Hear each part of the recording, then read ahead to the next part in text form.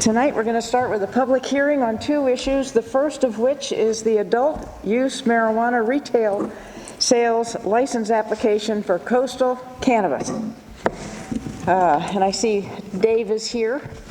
So for the public hearing, what I would like to do for this is to ask anyone that wants to speak, the Damariscotta residents speak first. Raise your hand. You'll have to go to the microphone, which is kind of behind you back there, because this is being recorded for LCTV. So we want to make sure that everyone is heard. Speak for about 3 minutes. Say where you're from, what town, street address, Damariscotta residents first, and if you would speak for about 3 minutes on the issue of this particular retail sales application. You know, we don't need to talk about marijuana laws. We don't need to talk about any of that. Been there, done that for about 3 years. We're way past that. So this is speaking specifically on the issue of the adult use marijuana licensing store called Coastal Cannabis. So is anyone here to speak for that? Do the selectmen have any questions? No. Can I ask some questions? Dave? Yeah. And you have to go to the microphone. Okay. One of the owners, Dave, is here. And I guess the question that I would like to ask you, just generally, and I know we talked about it on the street the other day when we were out watering or weeding or something. How was the application process from your point of view as far as what you had to provide and get ready for the town of Damariscotta? It went very smoothly, and I think part of that had to do with I felt real good about our application that we had sent to the state, the first part, to get our conditional license. That was tough. Yeah. So once we had all that information there, I think it made it easier for you guys to have that much of a complete application, because they pretty well covered it from soup to nuts. Okay, you know, it was so new for the board, you know, new laws, new regulations, new everything, and to have it go smoothly, I assume. Absolutely, and you know, we all knew from the beginning that the first guys in were probably going to be the ones that are going to be the test case, and understandable, you know, you want to get it right. Okay, so. Well, I appreciate it when I read this, and I don't know, my printer printed it out really in a cockamamie fashion. But when I read through it, I did compare it to our ordinance, and you complied with every bit of it. And so, you know, from my point of view, I appreciate that. I know that the staff did too. It made them easier to review. Good. So, but thank you for that. You're welcome. That it? Okay, that's it. No other questions, comments for Dave? Okay, then we will move on to the amended liquor license for the River House. For those of you at home that are in the audience, the River House is asking for some outdoor seating. And so they need to modify their liquor license. Unfortunately, Eleanor Kinney, who's the owner of the River House, is unable to be with us tonight, but she did send us a little bit of information about her request. And does anybody that's here in the audience have any questions or comments about this application? I have a quick question for Stan. There you are. I thought you were over there. The written statement that Eleanor submitted today said that she set up a tent and rope barriers so the area is clearly delineated. Does that have to meet a site plan requirement if she puts up a permanent tent for that? And has she met that requirement? I'm sorry, if you go to the microphone. I know I'm going to forget that, so everybody please remind me that you have to go back there. If she puts up a tent, she would have to go through some kind of a permitting process at least. I haven't seen the tent yet. Pardon me? I have not seen the tent yet. Okay, so the tent is not up yet? It could be, but I haven't seen it. Okay.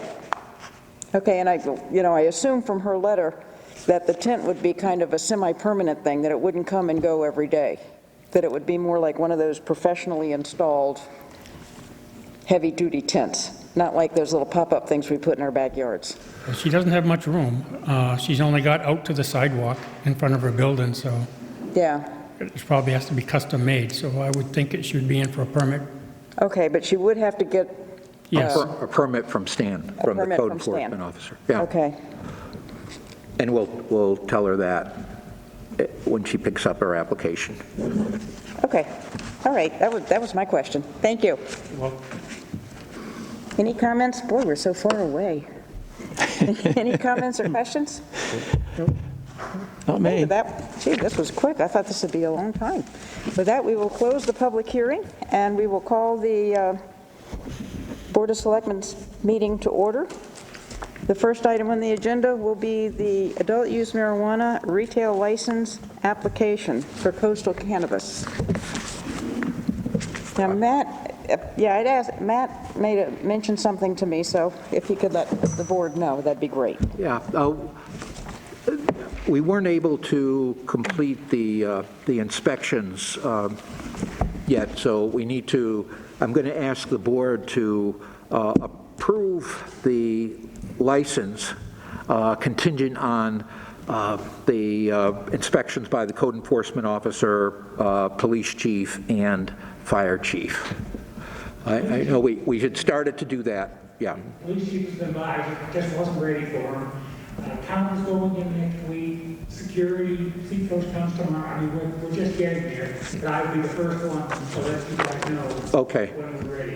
And I'm sure it'll be a big press release when the state starts releasing licenses. So we couldn't open until we finished off. Use the microphone, please. So what Dave Page said, just for those listening at home, is that he's aware that he needs to have the inspection done and make all the final improvements, including the security cameras and such, prior to opening. And he noted that because this will be one of the first recreational or adult use marijuana retail establishments, there'll likely be a press release on it, and it'll receive quite a bit of coverage. But he will be contacting us when he's ready for those inspections.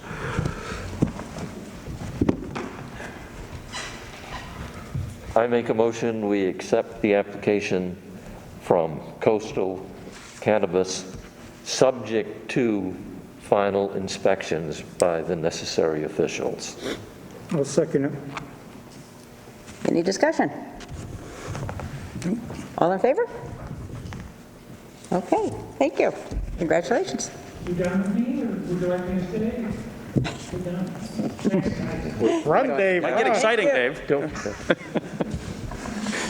Okay, the amended liquor license for the River House. And I'll make a motion that we accept the amendments to the liquor license for the River House based on or contingent upon receiving the paperwork, the proper acknowledgements from our code enforcement officer regarding the tent. I'll second. Any discussion?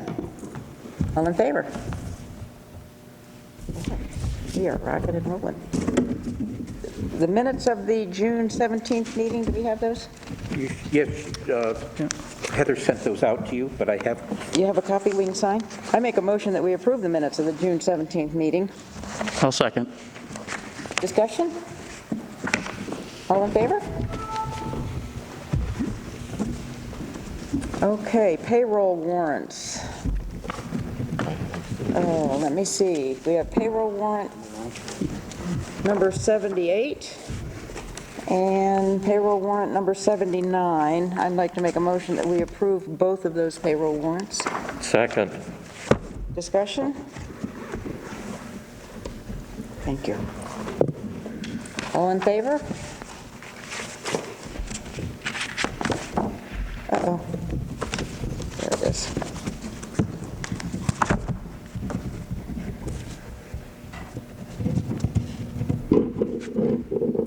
And we have accounts payable warrant, number 80. I'm going to take these individually.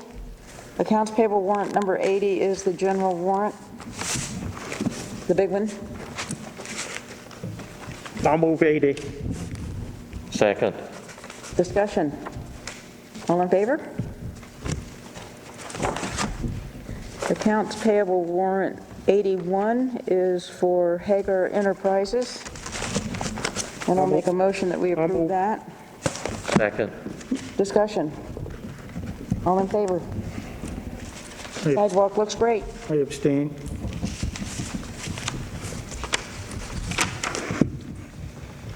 And now we're back. It's the beginning of the year. Accounts payable warrant number 1. I make a motion, we accept accounts payable warrant 1. A second. Discussion? All in favor? Okay, give me 2 minutes and I'm going to start passing these down to you.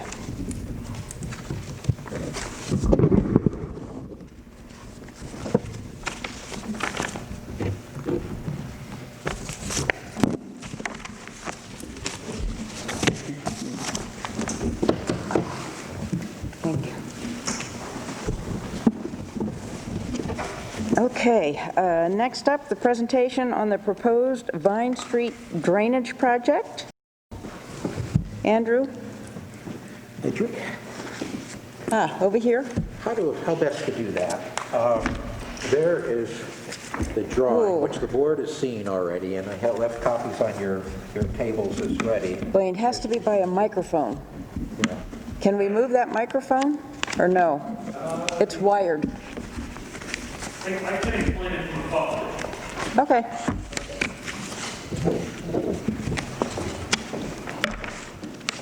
My name is Andrew Hedrick. I'm a civil engineer from Gartley and Dorsey Engineering and Surveying. We've been working with the town to improve the drainage situation in between Vine and Church Street. So kind of going back in history, looking at what's there. So historically, there's been a drain line that runs in between Church Street and Vine Street, in behind the properties, along the woods, in the tree line down there, that connects into a main drain line that discharges into the other town systems. The issue is this drain line has severely degraded over time. It needs to be repaired and improved.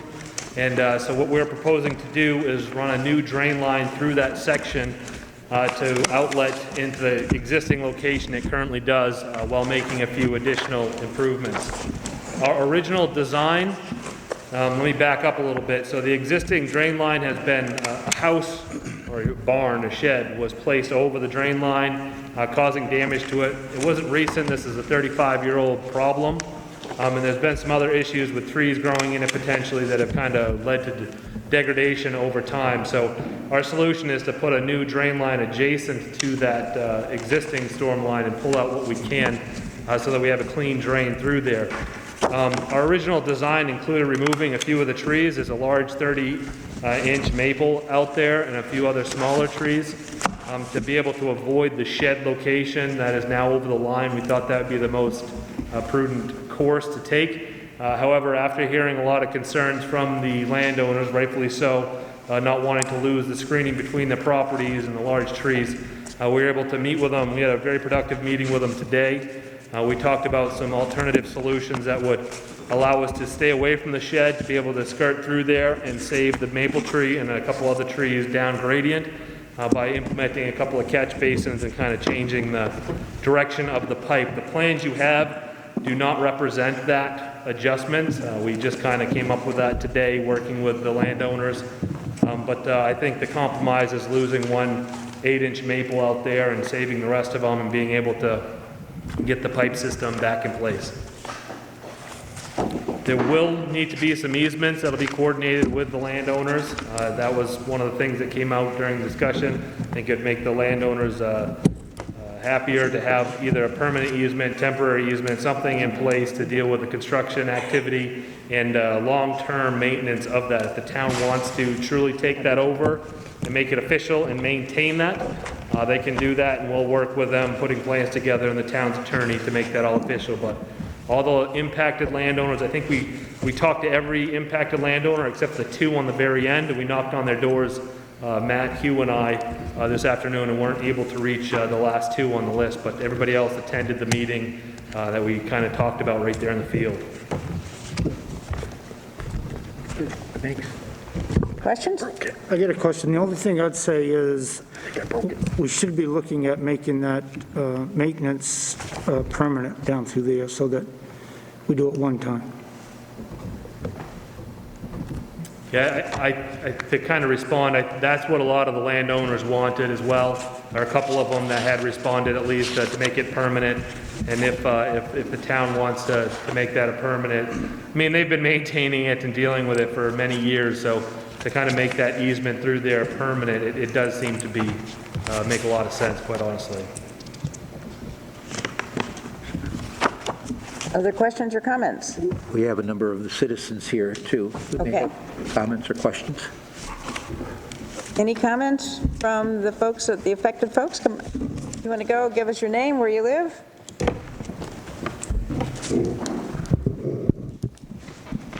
Hi, I'm Al Mason. I live with Ann at 12 Church Street. Thanks. And we were made aware of the water drainage issues through word of mouth. We've had some water issues, and I guess it may not have anything to do with what you're looking at with this project, but my concern is stormwater runoff from Bath Savings. There's currently no curb in their parking lot. I approached Bath Savings about it, it abuts our side, and they told me it'd been like that forever. So after rain, we have tremendous amounts of water. I have a sump pump that works overtime constantly, and there's a steady stream, and I've got plenty of photos. I guess I don't know how that contributes to the entire flooding issue on Church and Vine, but that was my concern, and I don't know if that was part of what everybody looked at. Or if not, how do I address it and who do I direct it to? I guess. There are, and I may ask Andrew and Hugh to comment, but there are two issues that will be addressed through this project. One is the one we talked about where the drain is blocked. A house, it's 4 houses down on Church. So that has caused a number of flooding issues upstream. There's also a ponding issue, in the area of Vine. Maybe you could describe that issue. You go to the mic, and then also, while you're going to the mic, there's another issue that has to do with the construction of Bath Savings, and then the work that was done on Church Street at the same time the sidewalk was put in there. I think it was 2007, somewhere between 2007 and 2009. The catch basins, at least from our mind, aren't in the correct place. So you get a lot of drainage across the road, and it's not draining into the drain system, the culvert system. There's So- a catch and I'm gonna let basin. Hugh There's pick a it up catch from there. basin on either side of Sigrid's driveway, and she's saying the water runs down her driveway and doesn't make it to those catch basins. That they only collect what's coming down that curbside. Hugh, move the On mic the up other a little side bit. of the street is. Hugh, move the mic up a little bit. You're not coming Move the through mic very up a little clearly. bit. Yeah, Better? yeah. Okay. On the other side of the street, there is no curb and gutter, there's no way of collection. I think if we put the engineers to this and put some just more curb down the road, the curb actually stops at Bath's Savings Bank, or at the bank. And if we continued that curb line down, that water that comes off of Bath would go around, drop into a inlet, and we could take that across the street and put that into Church Street drainage. And hopefully that would solve the problem. Now, that won't be done as But part it's of, not part of the Yeah. Vine Street.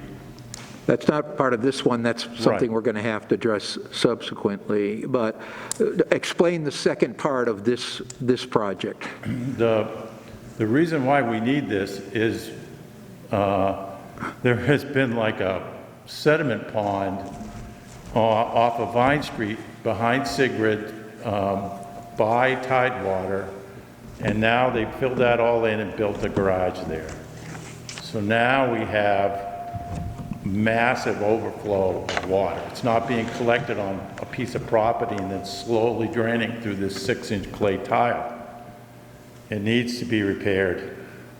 It needs to be fixed all the way from the Phelps property all the way down to that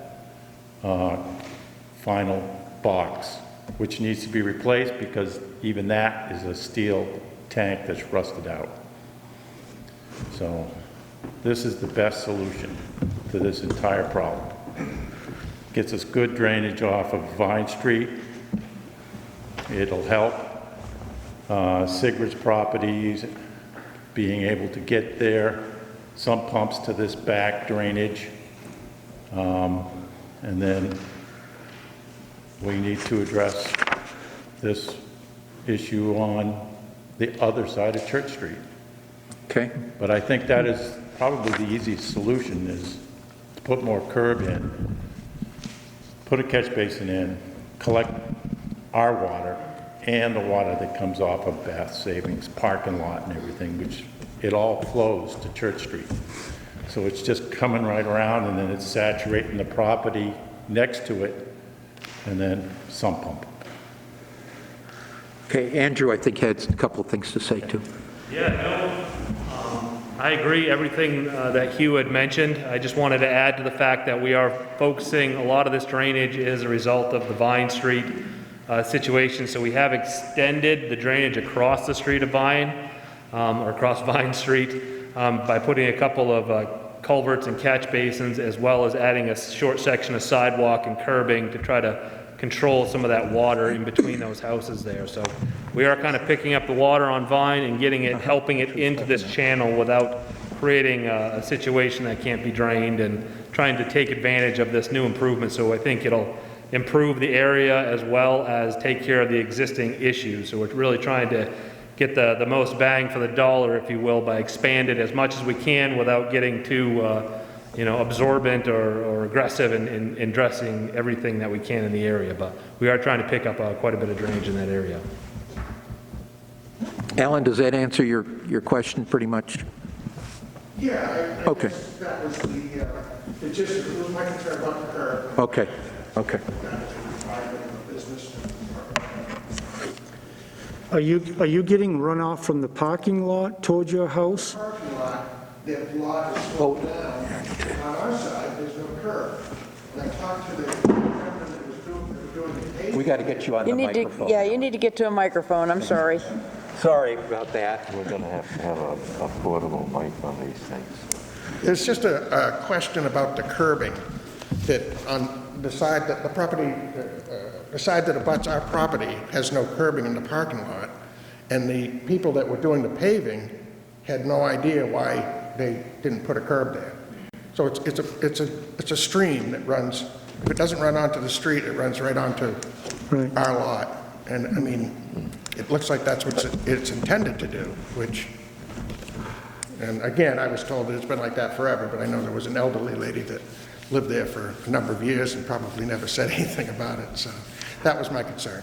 When Andrew is out again to look at the property, we'll have him look at that specific issue as well. Okay. And maybe it can be addressed, as Hugh's saying, with additional curbing. Well, when they paved it a couple of years ago, that should have been on the permit to deal with that drainage issue. No, that's when I talked to the guy a couple of years ago. And I said, why aren't you putting a curb on this side? He says, I didn't want one. Because I know They the told me that it fire would make an department's awful been up mess to to that put a curb place in, many so. times Don't know why. to pump out that basement. Okay. Any other comments or questions or concerns from the board? Okay. What I would like to do is do a quick revision in the agenda, just so we don't need to keep Andrew here any longer than he needs to be, and move to an action item discussing the bid on the administrative services contract for the Vine Street drainage.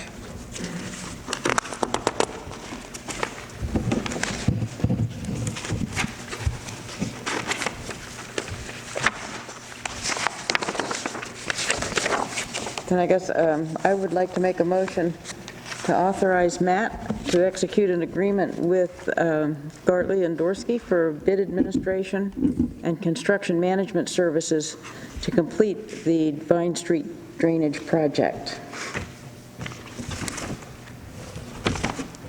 I'll second that. Discussion? All in favor? Just a comment, thank you, Andrew, Matt, for doing the due diligence of meeting with all of the homeowners and the people concerned to come up with a good solution. I was down there a couple weeks ago and I saw that big old maple tree that was going to go, and I thought, oh, man. So thanks for coming up with a good Well, we solution. appreciate the citizens all Absolutely. cooperating and being a part of this. So if any of the citizens want to catch Andrew as he's heading out the door, feel free.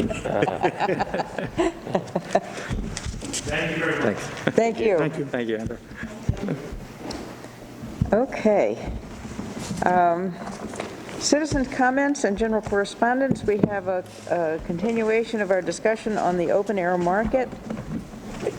Susan Murphy is here from Capacity to talk about that. And Susan, if you would, go to the microphone.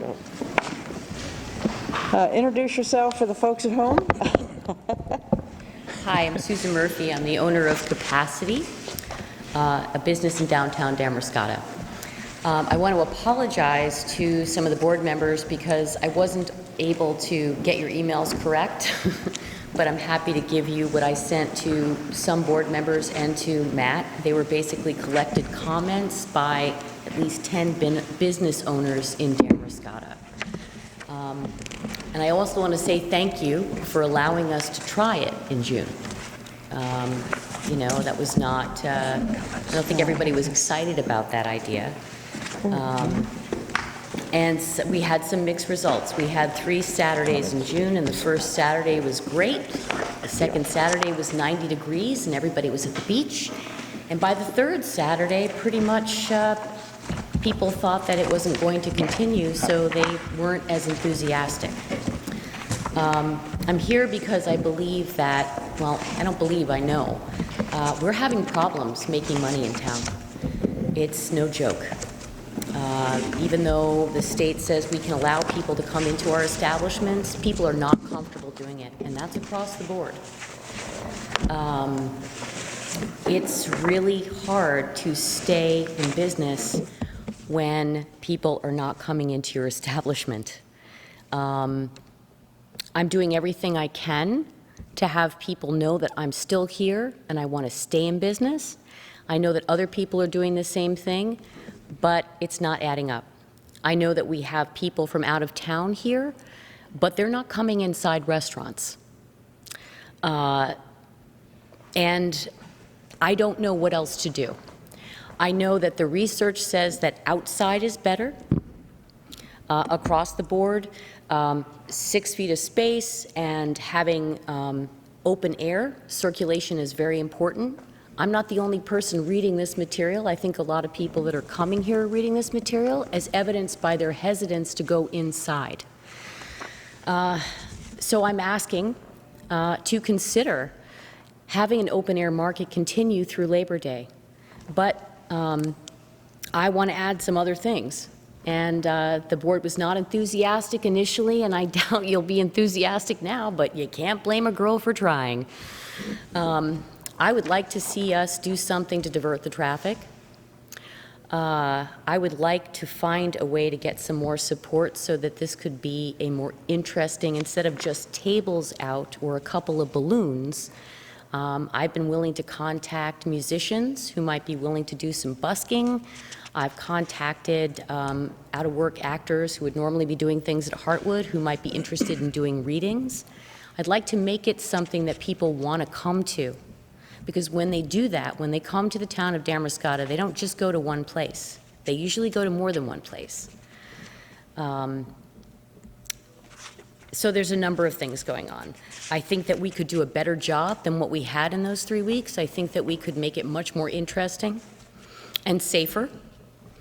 And I think that going through the summer, it would be helpful to have people feel safe enough to eat outside or drink outside, or find a reason to come outside and spend some money. So that's my plug. There it is. Okay. Thank you. Well, stay there in case people have questions. Comments, questions from the board. I guess I appreciate that you sent us this today. I did get a copy, and I read through it. Some of the folks that had concerns in May, when you first proposed this, did not respond to your survey. Did you try to get in touch with them? Oh, yes, I'm dogged. I called people. What I experienced is that the chamber was only interested in participating through the month of June. Okay. And so people thought that was it. It was, there was some of this was not as organized as I think it could have been by us. I feel that people wanted to continue doing it, but there was, I'm sorry, I'm distracted. I'm not used to standing in front of a microphone, so I already feel silly. Yeah, that's okay.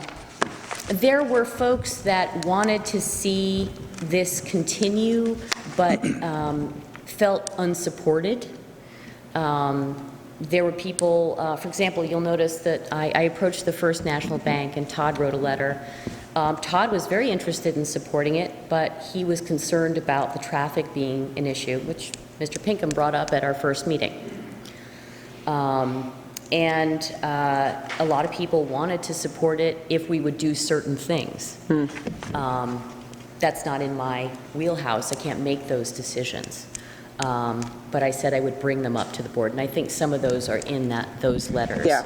I think that some folks got discouraged because, well, on one side of the block, there were less, the middle of the block was really exciting, and then the end of the block was kind of like not exciting because we didn't have uniformed, hey, this is happening going on. So I think, Eleanor from River House, although she should speak for herself, I felt that she was discouraged that people were not hanging out at that side of the block. And what it made me think is that we didn't really do a great job of really creating something that was like uniformly exciting and interesting.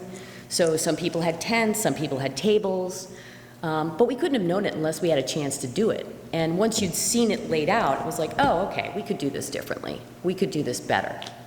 We didn't know what it would look like until we got it out there. Right. I don't know if that answers your question.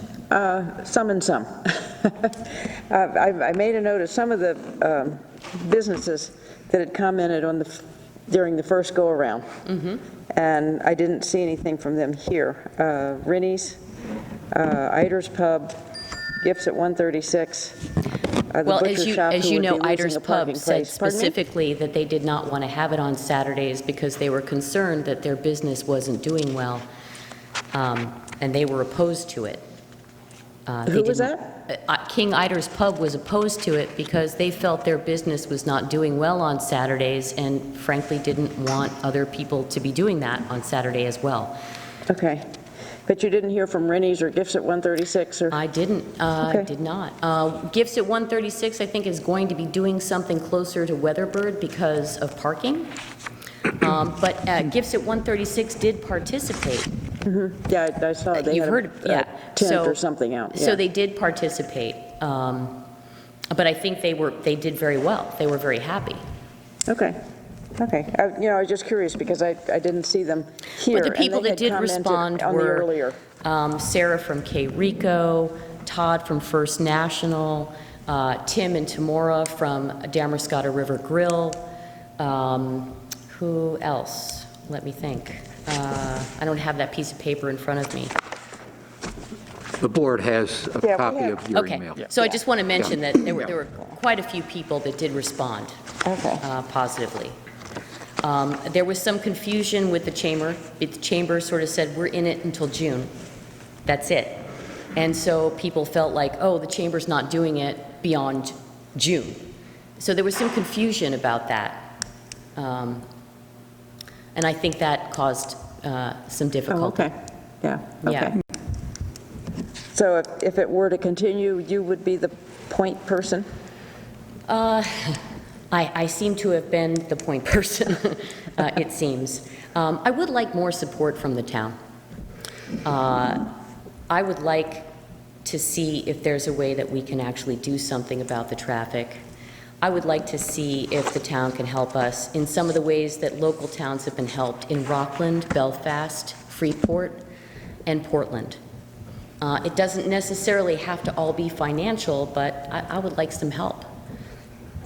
The Rotary Club was very nice, and then, you know, they were volunteers, so they didn't stick around. So, you know, I think that if we put in an effort, a coordinated effort with businesses and the town, I think we could create something really fun, safe, and interesting. All right. Any questions or comments? I got a comment. I appreciate the work that she's put into this, and I do think we should do whatever we can, but I know as far as like blocking off traffic on Main Street definitely wouldn't be a option for us, I can see. But we have done other things in other parts of the streets. The only thing is it's coordinating it all and make it happen quick. I think that's what you're up against. Well, I feel like from the beginning, to be quite honest with you, we came with an idea and we were handed it to figure out. And that was challenging. I would like to suggest that I'm sorry, I'm trying to stand in front of the microphone. I would like to suggest that it is possible to divert traffic. I just want to put this on the table. I think people could come into town and be diverted to the back parking lot, and they could decide to either stay and park or leave. So Main Street could be walkable for a few hours on a Saturday. I don't know why that is a problem. I'd like to understand better why that is complicated. What complicates that? The way I see that is pulling into the back parking lot there by the fish market is tough at times with two vehicles. That's true. So I can't even imagine you're shooting a tractor-trailer truck down through there to expect them to go out through there and maneuver through the back parking lot to go to Pemaquid. What was the last word? A gunquit? No, Pemaquid. Oh. You know, you're Yeah. making a delivery down there, and I just Right. don't, that's a pretty challenging task right there. I just want to point out that I receive deliveries from tractor-trailer trucks that often park in that back parking lot. And they do it. And it can be done. Well, I hate to interrupt anybody, but speaking from I don't mean any disrespect. I just. No. Yeah. speaking from experience of shutting Main Street down numerous times over my career in the firefighting service, it is not an easy task. Like Mark said, tractor-trailer trucks, you might as well forget it. Campers, fifth-wheel gooseneck trailers that are coming in to go to the campgrounds, anything going to the Pemaquid Peninsula, you may think from your storefront that it's easy peasy, you know, but from it's a nightmare.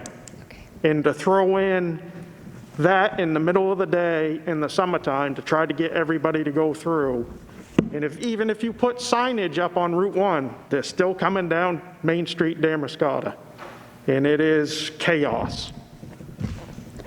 It doesn't look easy to me. It looks possible. And those are two different things. That's all I'm saying.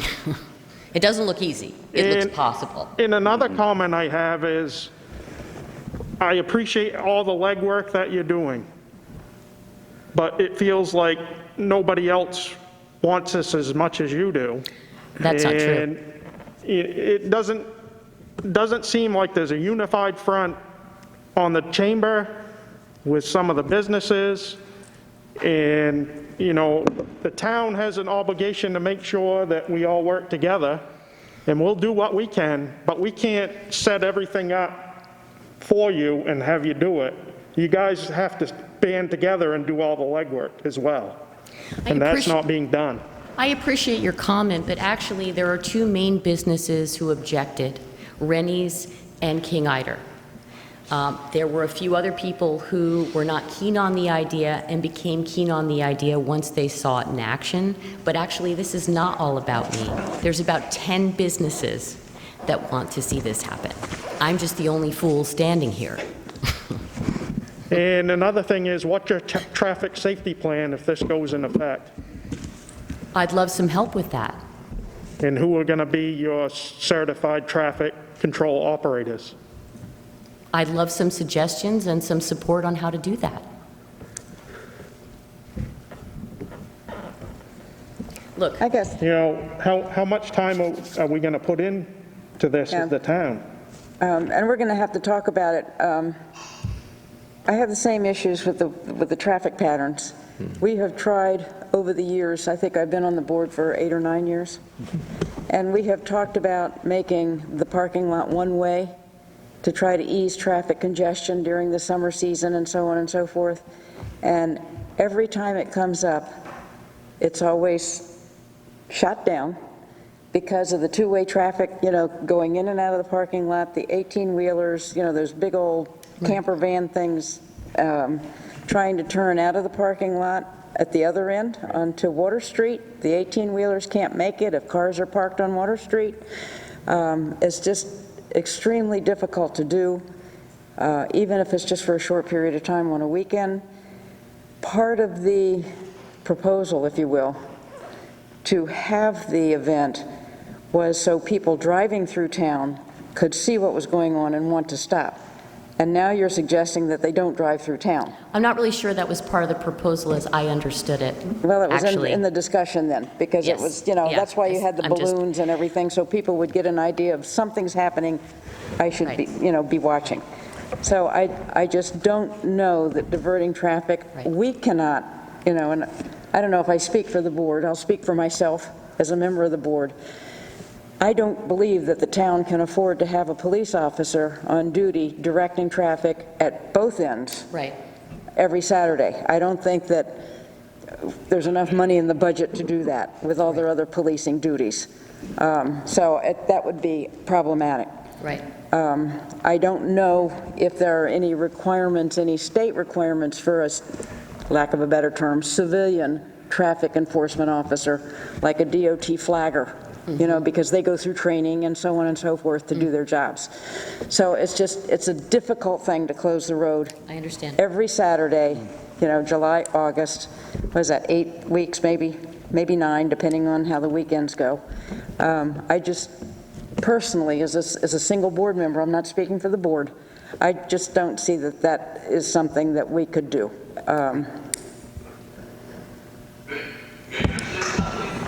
Okay, Haas would like to speak. Hold on, we have to get Where's a that voice microphone to you. coming Say who you are, Haas, for the folks at home, because they're not going to see you, I don't think. Can you hear me now? I can. Does that work? Yeah. Okay, one topic I haven't heard mentioned, and that is being intentional about social distancing and the use of masks. I think if we're going to go forward with anything downtown, we need to put in place a more strict enforcement and or reminders to begin with of the need to social distance and masks.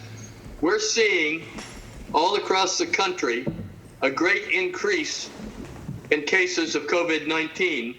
And the reason we are is because as people opened up, there was no consistent concern and direction about masks and social distancing and standards and people supporting one another in doing it. And if we're going to do anything downtown like this, I believe we need to do that. If not, we'll find our own intensive care unit at Miles overwhelmed with cases and we will be in the medical problem that Miami and Houston are just entering. Okay, thank you. I'd like to speak to that if I might. Okay, just My, hold on a my sec. obs, no. Hold on. I went to 2 of the events. I went 2 weekends, and some of the store owners were giving away masks, and the Rotary Club was there, educating people on social distancing and the need for masks. And most of the people that I saw, and I didn't stay a long time, at either, about an hour or so, and I walked all the way up and down both streets, both sides of the street. People were very attentive to social distancing and mask wearing. That might have, I didn't go to the last one, so I don't know what happened at the last one, but I got the sense that people were aware, both the business owners and the shoppers were aware. But Susan? Exactly. That's exactly what I wanted to say. Thank you. Okay. I think that we shouldn't underestimate this particular community, because the majority of people that were walking around there weren't necessarily all tourists. They were local people who had masks, Yeah. who separated. I gave out masks. I had hand sanitizer. People would put them out on the table. People would take them. I felt that people were very aware, and I think that they were glad because they don't want to go inside. Yeah. Yeah. So I think people are aware, and I think that's not a problem. I certainly think that's an important value. Yeah. There also, some of the businesses had hand sanitizers out for folks to use if they chose. Do we have any more questions for Susan? So Susan, you've been elected the de facto leader, and you guys have done a really good job putting everything on. You put a lot of work on you, and I think one thing that we're kind of pointing out, you seem to be here on your own, and I question too where, it's not a job that can be done by yourself. I respect your abilities, but this is a lot to take on. And I think I said this early on, that it's been a wonderful thing, and it's gone really well, but it's relatively simple, and the simpler you keep it, the easier it is to manage it. And yeah, it's not, there might be other ways to bring more revenue in, but you can kind of create a monster as it grows, and it's pretty simple right now, and it's manageable. I like the idea of continuing on with it, but I think keeping it simple might be the way to do it and keep everybody happy. You start shutting down things, and as everybody said, it is a nightmare downtown with traffic in the parking lot. I would agree that it's near impossible to shut Main Street down and redirect traffic. I'd like to see it continue, but I think we can do it In a different way. and yeah, keep it simple as it is, but at the same time, the continuity, I think I see what you're saying about the continuity is not there, and that might be more of a collaboration with the other businesses, like how do we make it look seamless and the same, and the promotion side of it, yeah, other than, I don't know, I've tried to share stuff on Facebook and everything else, but maybe we can try to push it a little bit, but I appreciate that. maybe there's some other, get some other business involved. How do we make it look like it's all the same, but keeping it relatively simple is, there's less issues. I agree. Yeah. These are, I know there are people here from out of town, but this is not the same tourist business as it has been. I hope you guys can appreciate that. We are really struggling. Oh, on Main agreed. Street. Yeah, I see it downtown as well. Yeah, it's not the same this year. It's not. I appreciate your Well, yeah, time. look at our Yeah. selectmen's meeting. Yeah, Spread out. yeah. Yeah. I appreciate your time. Thank you. Okay, thank you so much. Thank you, Susan. Yep. Now, Hugh is here for a couple of discussion items, so I would like to revise the agenda on the fly again if we could. And Matt, if you want to kind of draw our attention to the Yeah, just items wanted- that Hugh is here for. Yeah, just the, Thank you, Susan. Thank you for your time. I'd like you to consider item 11, which is the repaving of the fire department parking lot. That's the only item that Hugh is here for. That's the Since we official have so action many other items, I was hoping that we could address Sure. that now. Absolutely.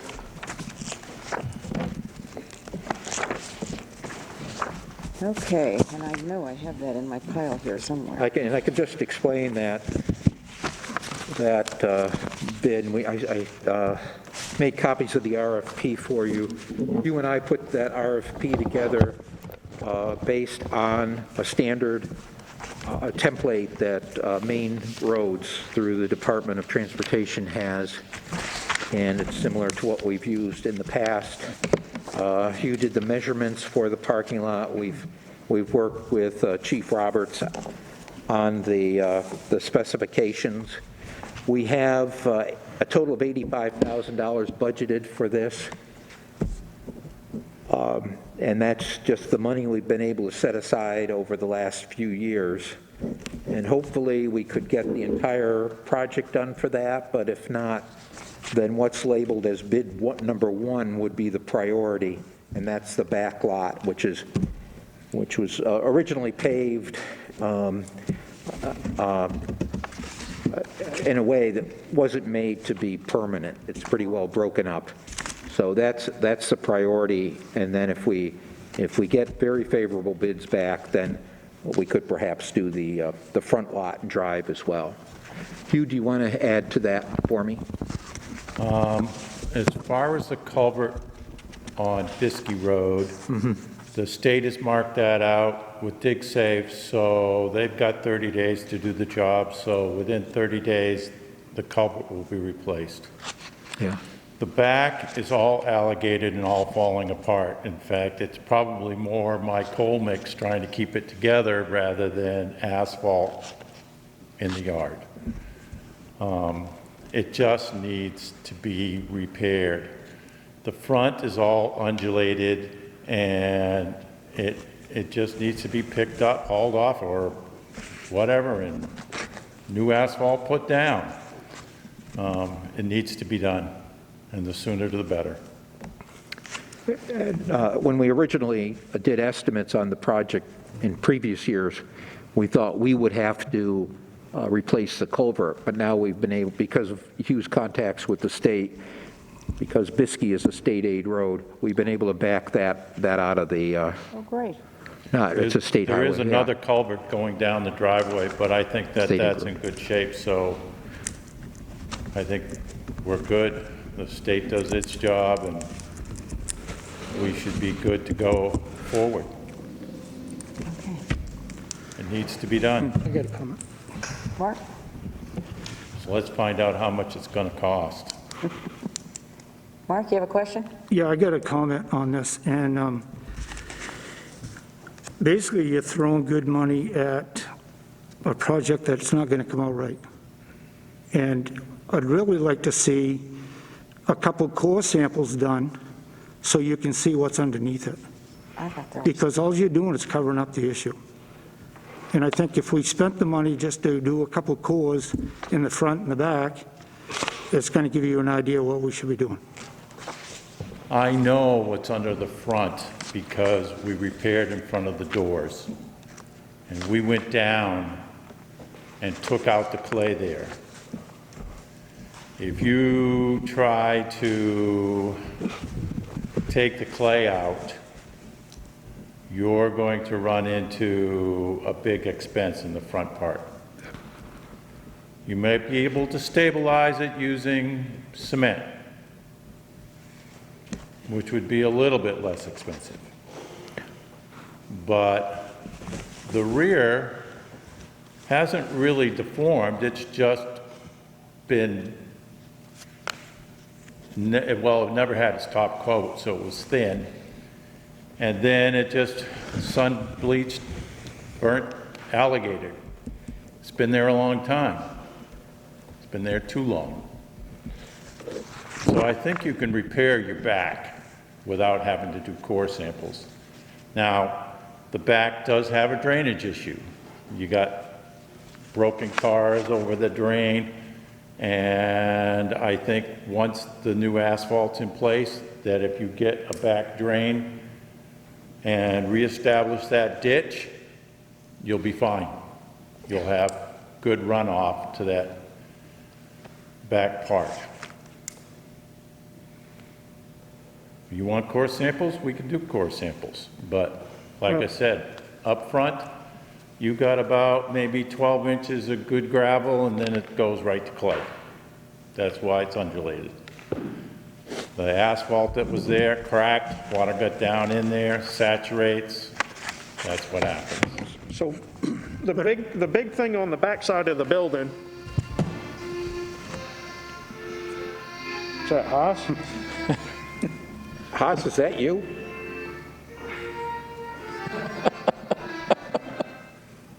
The big thing on the backside of the building is they got to the project and ran low on funds years ago, and we're gonna come back a couple years later and put the finish coat on top. Well, that never happened. Right. And then we started using salt for treatment on the driveway throughout the whole back and everything, and once the cracks started breaking up in the base coat out back, there isn't any really settling. It's more of, it's just it broke apart so that there's really just bits and pieces of it as it's sitting there. Right. And the traffic-wise for trucks is not that great out there. We do have one truck that comes out from the backside, but the rest of it is the smoke trailer, the fireboat. We really don't go out there only with that one truck.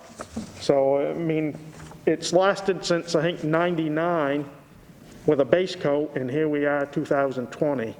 I think spending that much money on it really wouldn't be the best idea at this point.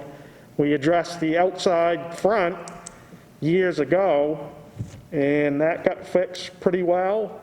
The water doesn't run in the building anymore on the apron, and that's held together pretty good. If the bid goes for the alternate to do the rest of it, then we'd keep the same amount that was in the front apron. We'd leave that be and just fix the rest. So Also, spending that type of money to do it and delaying it anymore, if it was 5 years, but it's been since 1999, I think we can rest assured that we can move on and have a product that would last pretty good if we did it right this time. yeah, you have to do this right. The front That's why you from need to core it. the personnel entrance towards the museum piece, that was all built up. When I dug through there to put the drain through, that's all gravel. Your clay issue is in front of the doors down towards the Biskie Road. So that's the area that is slightly undulated, but like I said, it's because of bad asphalt. When Seth gave us that load of extra asphalt that he just had to put down someplace one evening, that's held up pretty good. It's been there, what, 5 years? So I think if you do it right, with the amount of use that it actually gets, I think you'll be fine. I do. But let's find out how much it's going to cost. Let's put it out to bid. Other comments, questions? Mark? I still like seeing it done right, and even just doing the cores is going to tell you how much gravel you got, and because once it's a crack, it's always a crack. All you're doing is covering it up. Yeah. It's not really doing it the right way. So if you cored it, you're going to know exactly what's there, and they'll give you a recommendation what you should do. There's no fabric underneath there to keep the clay from coming up. You know, it just needs to be looked at a little closer, that's all. Would it be add a great expense to the cost? Well, doing your cores is going to tell you what's there. Yeah. Somewhere along the line, we did do cores on the front over the years. Now, if it's in your records, I don't know. I think it was done when Steve was here. That was before me, so I wouldn't even know where to look. So What's the I cost? don't think a core sample is a bad idea. I just don't want to take any more time in delaying this. If we do the core samples on the front going down the driveway, and we find out we need further repair, then maybe we don't do that section, and we rebid it. But let's go ahead and find out what this is going to cost. I think you're using a couple engineering firms in town, so just get some advice from them to who to call and see what it costs to, get your cores. That's, I hate seeing... You can go to... I hate seeing good money thrown at something. You can go to the rental place down there in Woolwich. They have the core machine and the cores. And I've done that before out west. I can run the cores. And we can talk to Andrew and have him put a couple of marks on the ground and of where he thinks it's best to have it done. So it's not me that's picking it, and we can do it, if that's what you want. I tend to agree with Mark. I think to be on the safe side, I think we have to know what's there. So if we make a motion to approve the RFP, it would be with the addition of a task to take core samples? Or just delay it. Pardon? Just delay it and get your core samples.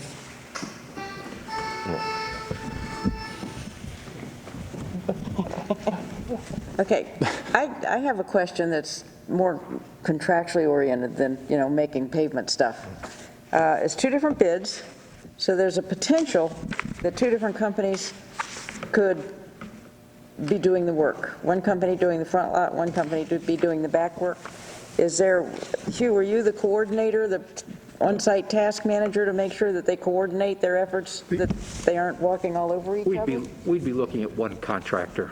For both? For both. For both. You would Yeah. be? Okay, because, when I read it, it said bid one, bid two, so I figured that two different companies might No, be bid. we're asking each bidder to split their bids, so if we can't cover the full amount for 85, we can't cover the whole project for 85,000, we could, and that's the low bid, then we would just do the back. So But if- no, we wouldn't be looking at two Okay, contractors so if for a this. company comes in with a low bid on They, bid one and a high bid on bid two, and another company comes in with just the opposite? yeah, the companies are going to presume that they will do the whole job Okay, if all it, rather than split it.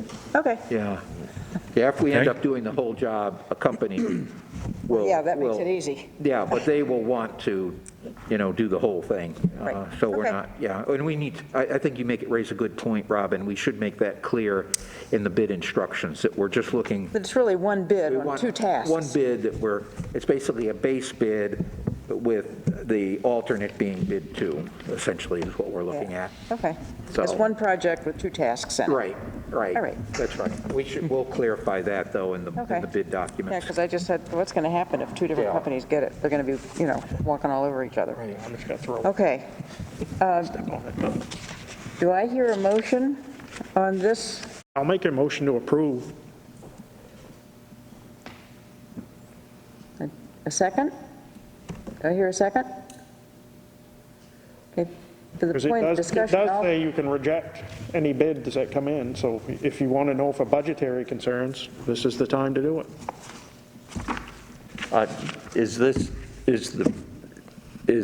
Are we voting on it with or without the core samples? That's something we can do on our own. I don't think so. Huh? If there was no second, I'll make a motion that we hire a firm to do our core and then delay this by 2 weeks. And then we know where we're at. do I hear a second on that? Second. Discussion? I haven't withdrawn my first one. Oh, okay. You haven't acknowledged if there's a second or not, so, No one seconded your motion, though. right. So now we ignore that, so it hasn't been announced that. Yeah.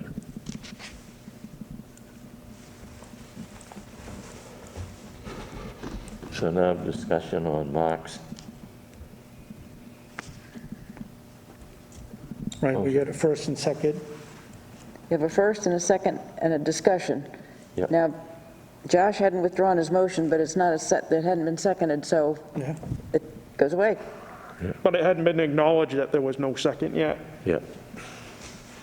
Oh, okay. There was no second on Josh's motion. Now And then- make his motion. Yeah. Mark then made a motion to hire a firm to take core samples, delaying the invitation to bid for 2 weeks till our next meeting, and see what happens with the core samples. Is that your motion, Mark? Yes, it is. And Lou seconded that motion. Yep. Discussion. Where's that money coming from? Pardon? Where's the money coming from for the core samples?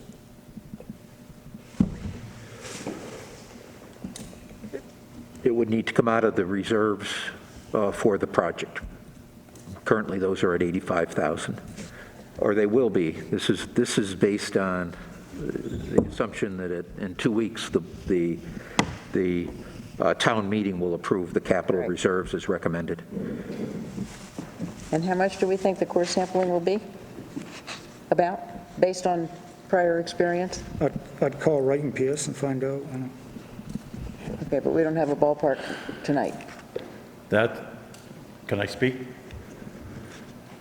That's why I suggested that I do the core sampling, because that could be very expensive, and then you just take it to the engineer and they look at it. We want to try to go about 24 inches down, at least. So, an 8-inch core, 24 inches down. We get our engineering firm to mark the spots where they think it's appropriate to have the cores. Then I drill, mark the cores, and then take it to them and they assess and give us a report. That seems reasonable. I think that would save time, because I think you're going to be $400 or $500 a hole. And I think you're looking at least 4 to maybe 8 holes. 4 in the Okay. back, 4 in the front. And Mark, your motion was to hire an engineering firm to do the sampling. And he was offering an alternative, that he would take the cores and deliver it to an engineering firm. Does that work for you? Does that work at all?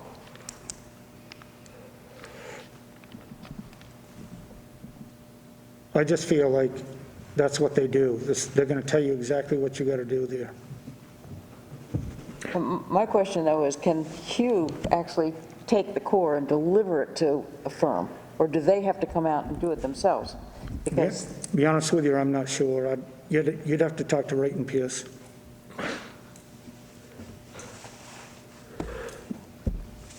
Okay, Okay. then we just get a firm, it costs what it costs. right, okay. Well, we know it's going to be done right. Jeez.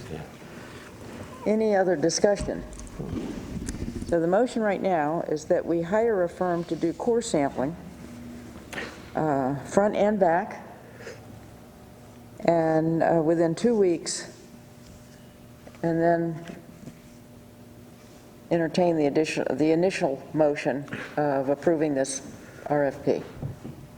That's what's on the table. Yeah, we'll just have to, we don't know if we can get an engineer to do Within it 2 in 2 weeks. weeks, but Right. we'll try, and then we'll give the board an update in 2 weeks. Okay. Any other comments, questions, or concerns on the motion? I guess one of my concerns is we've had this RFP for a couple weeks. We just delayed it another 2 weeks. So in going forward, for our own understanding, is if we know we're going to vote on an RFP to go out and we have major concerns, that we address those concerns with the appropriate person so we can not delay these projects, seeing as we're under time constraints. Yeah, if I could make a suggestion, maybe. If we proceed with the if the motion passes and we proceed with the core samples, maybe just authorize either the Public Works Committee or the staff to proceed with the RFP, taking into account the results of the core samples. If the engineers are happy with it, yeah. Yeah. I think that's a good solution. So we're going to have, because Hugh can do the samples, is that? No, going to have the No, engineers. They can be doing the samples while the RFP is being bid on. Or we just wait to, That's a waste of time. we would wait to do the RFP until we know Yeah, you what gotta the do the engineer public says the results of the sampling was. Yeah. Yeah. Yeah, of course, Sorry. I think that since it's, the warranty is only for 1 year, anything that we can do to make sure that this pavement lasts more than 1 year, and if that means doing core samples, makes sense to me. Yeah. And I think he was right. As I recall from the last time we took core samples in the parking lot, it was 400, in the municipal parking lot, it was $400 per sample, per core. Does that sound right to you, Hugh? Okay. I was going to say not to exceed $2,000. I mean, Not to exceed 2,000, you're amending your motion? well, that's going to limit on the amount of money you spend. Well, we got to do it right. I don't. 2,000 might not cover it. I agree with the core sample. Please don't do that if you want to find this data. You need to do cores at least every 100 feet to know what's there. Okay. Yeah, it doesn't make sense to just do 4 when you need maybe 8. So I would not put a price on it. If you want an engineering firm to do it, you're just going to have it done. So, Mark, do you want to add the not to exceed amount? Or No. do you want to go back to your basic? No, I'll go back to the basics. Hugh makes sense. We got to do it right. Yeah. Okay. Any other questions or comments? Okay, all in favor of the motion? I don't know what the motion was. To get the core sample. Can I have hear the motion back? Because Oh. we've gone back and forth a couple times, and As I understand it, the motion is to hire a firm to conduct core samples of the back and front parking lot. okay. Yeah, Is that right, Mark? we're not. Yes. Okay. Before we proceed with the, And we can't put the RFP out at the same time where we have Well, those. you're wasting a lot of time, because all of a sudden, if they came back and said, look, we Right. got to do something different here, now you've wasted everybody's time by putting out something that we got to do a little different. Right. If they find something, then you might have to adjust the RFP. That's right. Gotcha, okay. So, But it lasted since 99 out back, okay. so. So, all right, since we reread the motion, we'll vote again. All in favor of the motion? Opposed? Okay, motion carries. Thank you. And thank you, Hugh.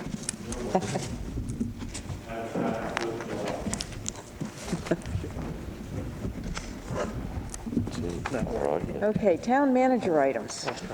I don't have any items tonight. All right. Official action items. We've done the bid on the administrative services contract for Vine Street.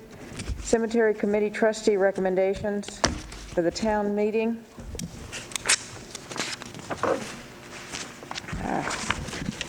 We have a whole bunch of people to approve tonight, don't we? Right. It's pretty self-explanatory, but if you want me to comment, I'd be happy to. No, well, I think, in the past, what we've done for the benefit of the people at home, we've read everybody's name and so on and so forth. So, is that what we want to do here? Sure, we can do that. So on this first one, maybe it was a miscommunication on my part, but I had put on the warrant Pat McLean's name, yeah. and Pat has opted not to continue on the board. So Patty Whitten contacted Martha Dodge, and she would like to serve on the trustees, the board, the committee for the cemeteries. So I'm just asking the board to approve Martha Dodge's name in place of Pat McLean's, and then at the town meeting, we'll announce that, because the warrant's already been printed. Oh, yeah. Right. But this is 7 days before the town meeting, so we should be way advanced. We can change it. We are, but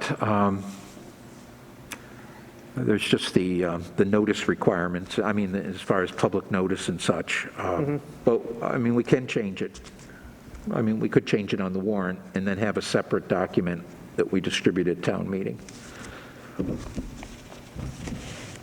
Yep. What's your pleasure? Josh? But I think if we, oh, darn. Just approve it now. You know, and there's another change that we need to make on the warrant. I don't want to confuse matters, but the state gave us the wrong number for the maximum interest rate, and I can't recall the details, but that changes 2 of the warrant articles as well. So if you just give me the authority to do that, at the same time change the name of the trustee nominee, I can have another document printed in time for the town meeting that has those 3 articles changed. Okay, well, I make a motion that we give Matt the authority to change the 3 articles identified on the warrant at the town meeting. So it, yeah, includes Martha Dodge, adding Martha Dodge, and then the 2 that relate to the maximum interest rate that the town can charge for delinquent payments. I'll second that. Discussion? All in favor? Okay. Mid-Coast Humane Society agreement. It's pretty much the same as it has been, with the exception that the price went up a little bit. Right, the Which is price is understandable. going up some. Yeah. So I'll make a motion that we authorize the town manager to execute the agreement with the Mid-Coast Humane Society for the animal shelter services provided to the town for the upcoming fiscal year. I'll second that. Discussion. All in favor? And closely related is the sheriff's office for the animal control officer. This is the end of the year, beginning of the year. Right. Approvals. I'll make a motion to renew that contract with Lincoln County for animal control services for fiscal year 2021. I'll second. Discussion. All in favor? Okay. Board and committee appointments. As I said, in the past, we have read these for the benefit of the folks at home. Do we want to do that again? Or do we just I want to could make do that a... fairly quickly. Okay. Yeah. And I tell you what, if you want to go through all of them, the board and committee and the town manager appointments, which is a long list. Okay, it won't take me long. Okay. You want me to do the 5 Sure. and 6 together? Yeah. Okay. On board and committee appointments, I've contacted everyone, as you see here.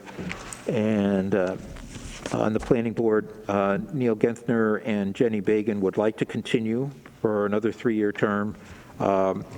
Elizabeth Printy would like to continue as an alternate member. I did just a few minutes ago, I got a message from Dan Day saying he was going to stop by to talk to me, but maybe in the meantime, you could appoint him, and then if there's any change, I'll get back to you on that. And then the Board of Appeals, Fred Sewell would like to continue.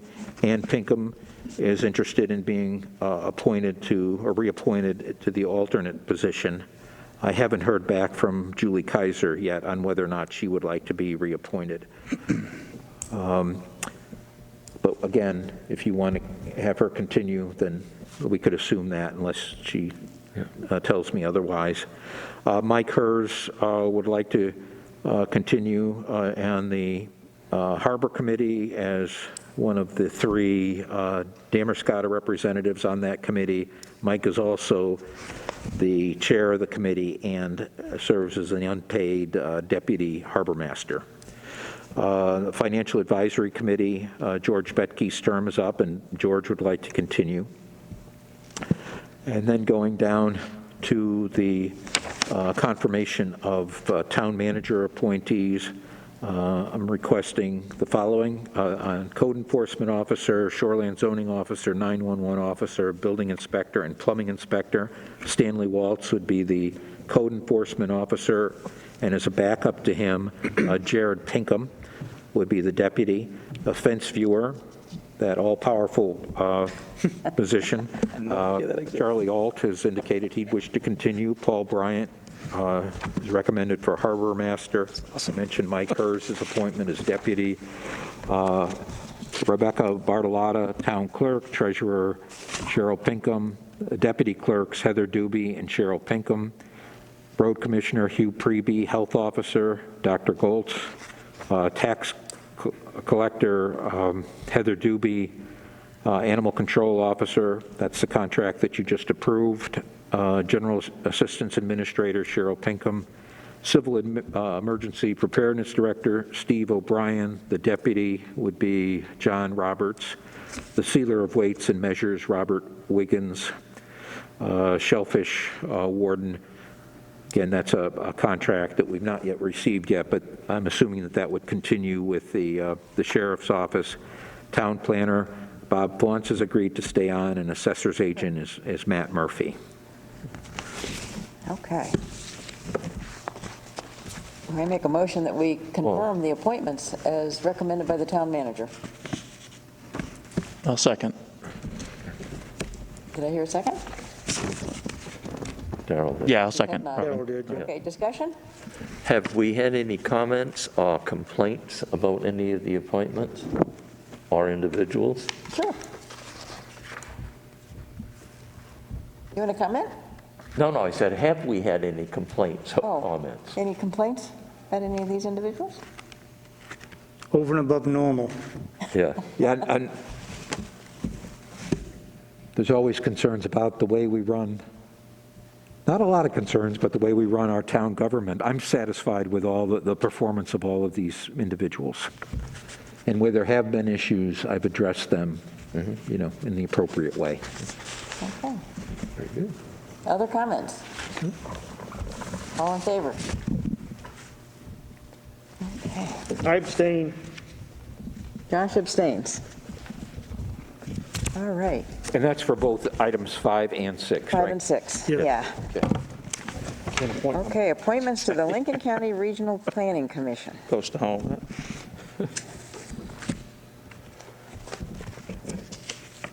I'll make a motion that we reappoint Dick McLean as the town's representative and Matt as the alternate member on the Lincoln County Regional Planning Commission.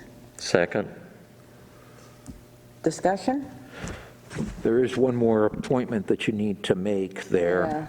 If one of you would like to be on it, traditionally it's been a member of the board to serve, but whatever you would like to do. Can we decide and make a motion next Sure. meeting? Okay. Unless anybody would like, that's on the board, would like to become a member? Who would like to become a member? Okay, then I'll amend my motion to include Lou as the second member to the Regional Planning Commission. Good. Okay, all in favor? I abstain. Congratulations, Lou. Opposed? All right. Appointments to the Midcoast Economic Development District Board of Directors.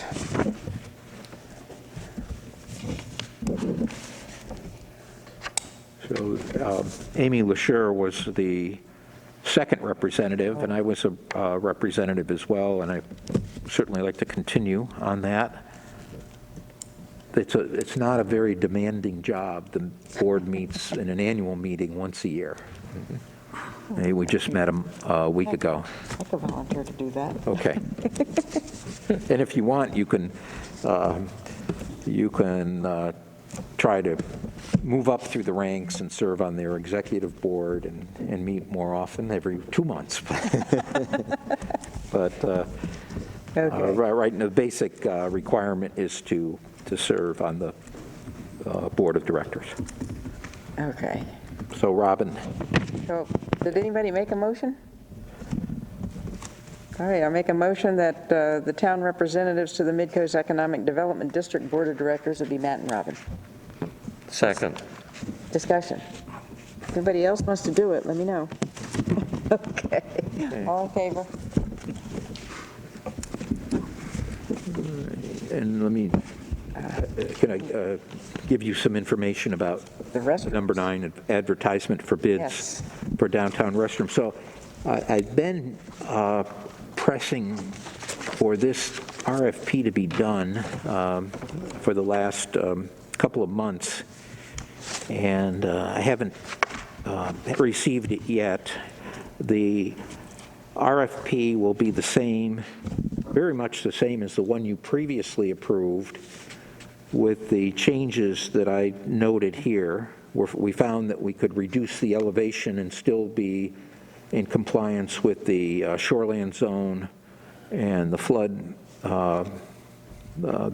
map, and a DEP wouldn't have a problem with that. So we're actually able to reduce the elevation of the entire building by 10 inches, which is good. It just means that it's not obstructing the view as much as it was. And then I've also asked that as an alternate bid, we have, and this came up in discussion previously, that we have a roof over, an extension of the roof over the front walkway so that people waiting to use the restroom wouldn't be waiting in the weather, in the rain. So, and then since the parking lot would be coming up higher, we're going to have some benefits to that, and that will have less of a ramp. It won't take as much square footage. So that will also be changed, but that'll be a flexible item, a bid item, depending on what the design is for the parking lot. So there'll be those changes, but otherwise it's going to be the same RFP that you approved previously. So we can either table this, or if you give me the go-ahead, I would get that out just ASAP as soon as, most recently I was promised it this morning, but it didn't happen. I think other things must have come up with the engineer's office. So if you give me the go-ahead, I could proceed with that and send it to the EDA office, Economic Development Administration office, as soon as I receive it.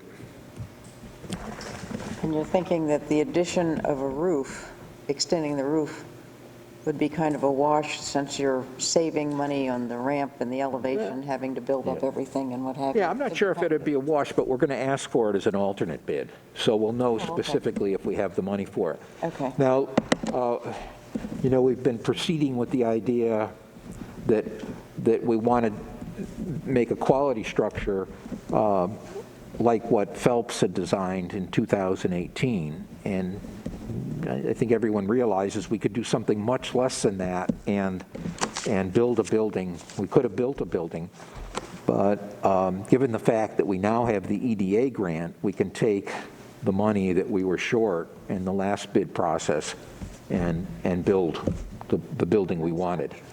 So we were short about $150,000, and we can pull that $150,000, assuming bids come in similar, we can pull that $150,000 out of the EDA grant. Okay. Good. Okay. Have a motion? I make a motion, we approve the advertisement for bids and specifications for the downtown restroom, subject to final changes being made to the documents by the Economic Development Administration. I'll second. Discussion. This is exciting. All in favor? Thank you. Thank you. Oh, the municipal parking lot sanitary sewer lines. This was a much more voluminous document that I sent to you via Dropbox. from Wright Pierce, and I made copies of the design drawings, the contract drawings for you tonight.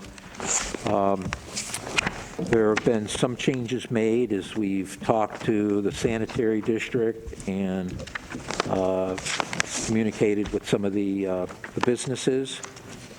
I've kept the businesses informed as we've gone, all the businesses informed as we've gone through the process. So if the board approves this RFP tonight, tomorrow I'll send it to the EDA for their final approval, and we'll go out for bids.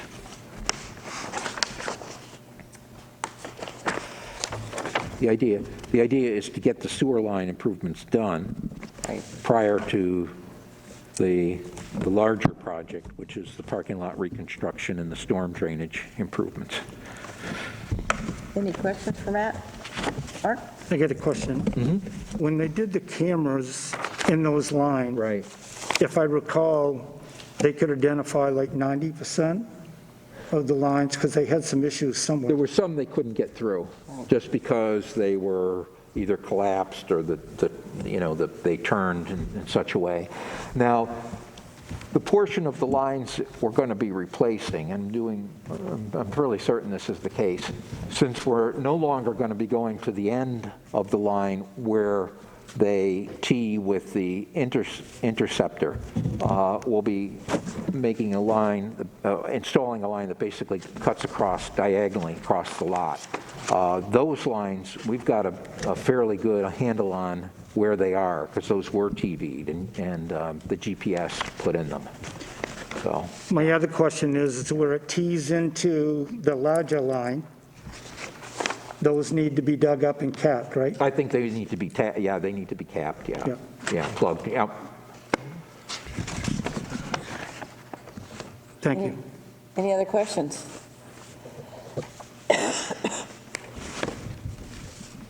Okay, do I hear a motion?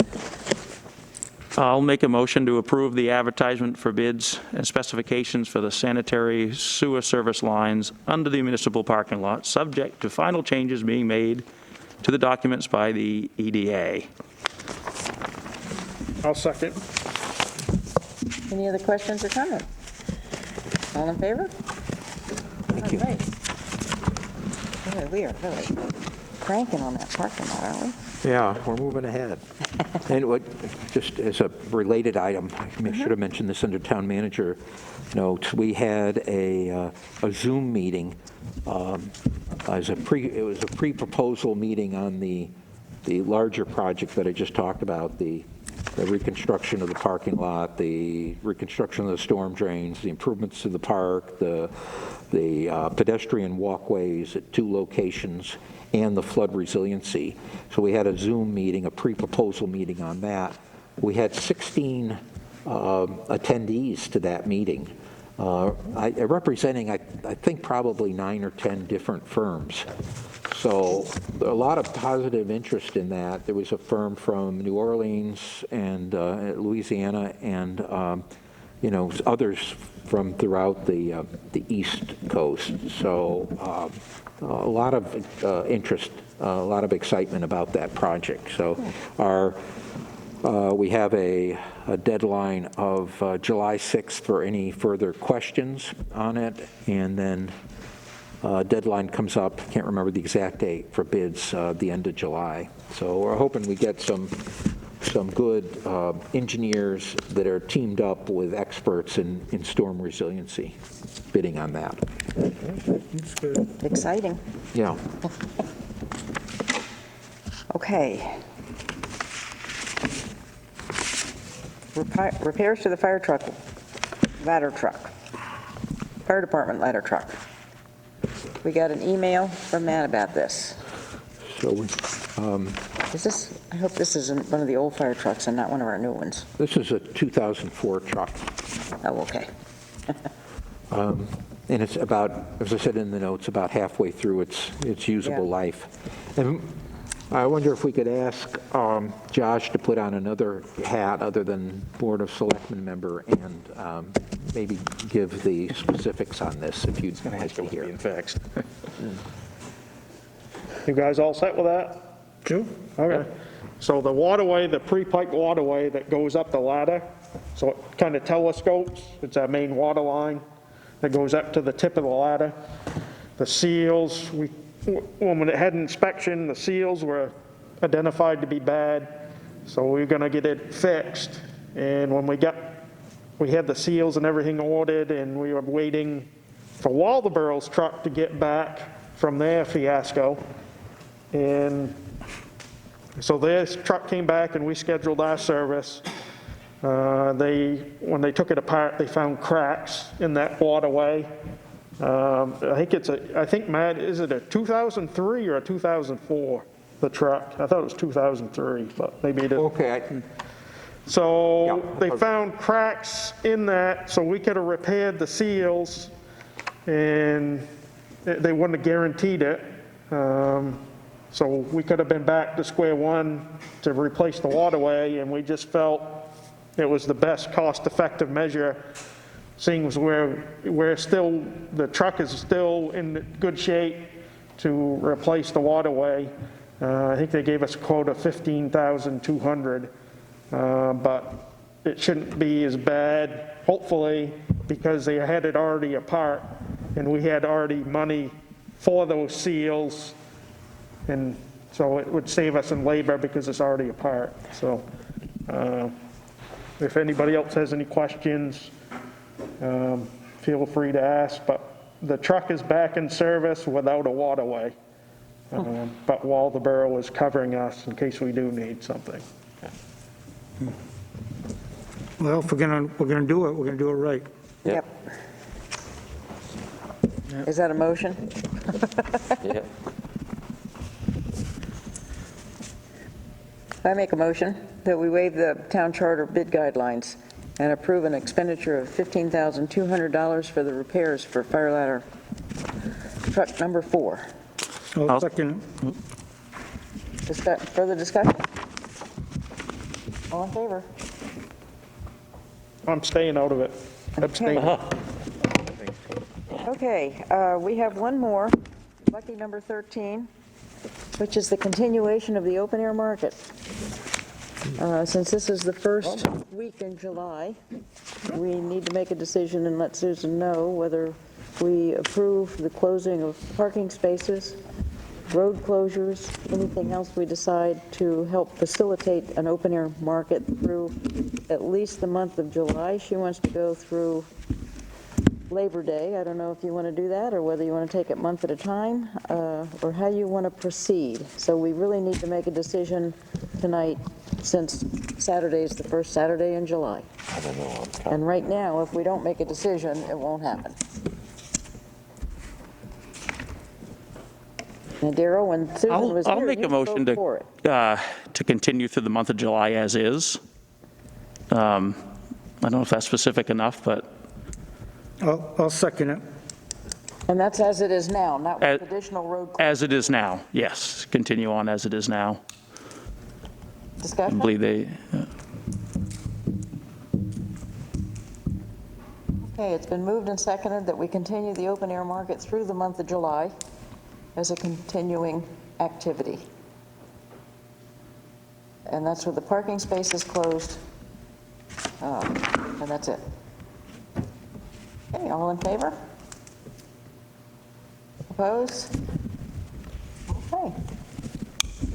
So I can, selectmen's discussion items. And Matt, if you could let her know that we've gone, I will. approved through July, but we're not closing the roadway. I'll send her a note tonight. Thank you. Discussion items. Josh? I just want to say thank you to all the mutual aid departments that responded to our fire on Saturday morning at Katie Newell's house. And I also want to thank the people that are around here for stepping up and doing a GoFundMe page for her. It's amazing to see. I think it was like 66,000, I think, or something. It was in Lincoln County News. Yeah. And everything, as bad as things are, I think everything went pretty smooth, and just want to thank everybody for coming out, helping us out. I want to wish everybody a happy 4th of July, and everybody to stay safe. So, Thank you. Darrell? Oh, maybe to expand on Josh a little bit, with the community kicking in, we look at what's going on in the rest of the country and the world, and I think it's a good point to kind of look back and take stock of where we live and appreciate the community. People step up and we get things done, and we want the rest of the world to look at us, see, we can be done right. So that's all I have to say. Okay. Lou? I was just wondering if we could make some rearrangement of the microphone in the back. I could not hear. Make it closer? Yeah. For I could future not meetings, hear. can we put the microphone like up here? If they want to talk, you mean? Yeah. Yeah, for the people that are going to talk, can we move them closer to us? Yeah. Yeah, because they didn't really get into the microphone. It might have worked for you guys, but it didn't necessarily work for us. Yeah, No. Okay, they said they can do it good. okay, thank you. Anything else, Lou? No? Okay, Mark? I just want to say thank you for you guys coming to televise this.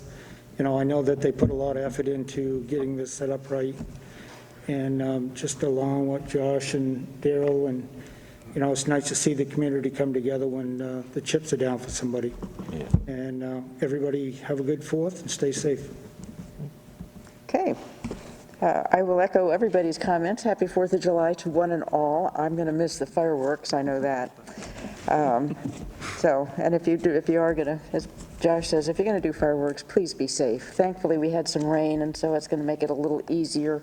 For those of y'all in Damariscotta area, take a look at our fireworks ordinance, because there are some locations in town where they're not allowed. I also echo the thanks to LCTV and the work that you did this evening and that you will be doing for us in the future. And to Mark and the Great Salt Bay School for letting us use their facilities and setting it up and everything. So thanks to all. And I'm glad to see some more new faces that we haven't seen for so long. Anything else for the good of the order? Pat? Nice to be off the Zoom. Do I hear a motion to adjourn? I'll make a motion to adjourn. I'll second. All in favor? Thank you. Have you- Enjoy your weekend. You too?